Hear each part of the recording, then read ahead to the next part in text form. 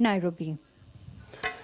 As the world marks the International Day of Peace today, Kenya was marking 7 years since the cowardly terror attack at the Westgate shopping mall had left 67 people dead and scores injured. One person who came under the line of heavy gunfire resulting to deadly injuries is Shamim Allu, a radio journalist, whose marks and injuries from the encounter gave birth to a peace enthusiast years on. ATN's Ibrahim Karanja caught up with Shamim at an Nanyuki home and now reports. Barely had she run for a few meters before a bullet pierced through her back, leaving her on the ground in a pool of blood. Shamim was rudely awakened from her sleep. It was just a dream. This was early 2013 and she was safe. However, her safety was short-lived. The exact horrific scenes from her nightmare would replay again at 12:30 p.m. on the 21st of September same year. Only this time, it was in real life. Westgate shopping mall was under siege. Exactly 12:30, the commotion started downstairs. And it was like, we thought it was a robbery. You know, we in Kenya are so used to robberies. It's wheezy. But we didn't realize. So in that commotion, we were having coffee at the Java, and friends of mine, and we were watching the cooking competition carrying on. And I thought, wow, it's a robbery. So we got to find safety. And at the far end of the top floor, that's where we were, past the children. I saw the children being gathered, so I thought, you know, they're going to be fine. So I thought, let's get people to the far end and be quiet. In a matter of minutes, Shamim was on the floor fighting for her life. Gunmen had accessed the top floor, shooting indiscriminately. So the crowd sort of surged. We got pushed in the periphery, and I grabbed this little boy's hand and I said, stay with me. And I must have been like this, you know, with my back to the ramp where they had come up. And the next thing, I felt this impact. So I turned and I put my hand, and as I put my hand, I noticed I had a big hole in the top of my arm. And I felt my back was wet. And I looked at my hand and I knew I'd been hit. And straight away, they threw the grenade. So they'd opened fire, and I lost my hearing. And the crowd, obviously, you know, because the grenade was thrown so close, my recollection of that was the explosion. And the next thing I knew, I woke up on the ground, down, a little boy on top of me, and a huge crowd on top of us. So we were pinned. And then he just died in my arms. That was very hard.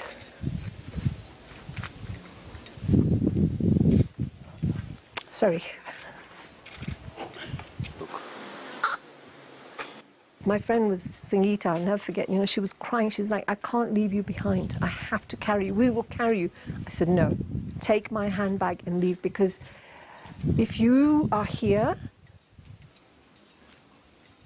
no one will know. You go. The injuries she sustained were life-threatening. There's 4 bullets. There's 5 bullets, plus shrapnel from the grenade. So I was put into theatre immediately. Leading to a long journey of recovery, grounded in a hospital bed for the next couple of weeks and on a wheelchair for the longest period of her life.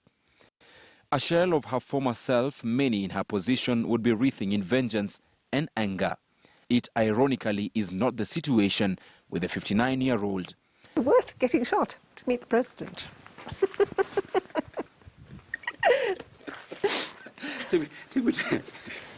But don't shoot me again. I don't want to be shot again. Amidst the pain, she learnt valuable lessons, patience and gratitude. Gratitude for her attackers. Had I not been shot, I would not be the person I am today. So, you know, somebody said to me, what happens if you meet the person who shot you, or the people who shot you, because it was more than, you know, one, and more, I have a lot of injuries. And I said, well, first of all, maybe I'll give him a slap or them a slap and say, after that, I will say thank you, because you changed my life for the better.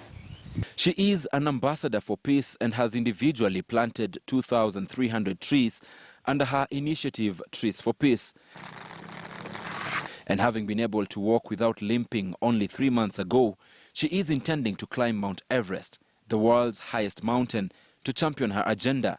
I've always said that if you want to do something special, then you have to believe in it. Before the 21st, or maybe on the 20th of September, if somebody had said to me, what's peace to you? And I'd have said something funny or beautiful and said, oh, it's okay, you can do, you talk to people. I've lived through it. I know what the lack of peace is. I have felt anger. Those bullets were fired because somebody was very, very angry. And I encourage people not to use words like, mind-blowing, and you killed it and nailed it. These words are not just words. These are words that took people's lives. A treacherous journey that sees her endure pain daily as she trains in Nanyuki, Kenya. And in a year's time, now, we should, as Rotarians, as Shamim, as humanity, as Kenyans, be standing on the base, not the base. We will begin the journey towards the Everest Base Camp. Yeah, which I believe is a very long journey. I've been told that it's going to take me the longest to prepare for it. I have Rotary behind me. Mm-hmm. And that's something. This is her everyday schedule.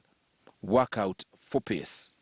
The body's not used to this challenge I'm putting it through right now. But the mind says, have to do it. If I want to be able to stand up in front of people and say, the power of peace, the power of the environment, we are responsible, then I have no choice. The cowardly act of the attackers momentarily sent shivers in the spines of all Kenyans, but it also brought out a spirit of resilience, a spirit of unity, especially from the first responders, such as security personnel, medical workers, and humanitarian groups. To the prayers, words of encouragement, and blood donations, Kenya stood tall, united. And for everyone who thinks that we're heading for a war, no. Plant some trees, you'll be happy. We're such a big country, and we're such a powerful country. We're an example to the outside world. Why do we want to be recognized as those people who beat each other up? Don't. We have such a great country. Celebrate it. Do something. Be proud of your country. Be proud to be a Kenyan. I'm hoping the president will send me a flag of Kenya that I can wear over my hold on my arm on my trip to Everest. Be proud. If you have pride in your country. Ibrahim Karanja, KTN News. We all do remember the events of that day 7 years ago. Shamim, keep it up. You're watching KTN.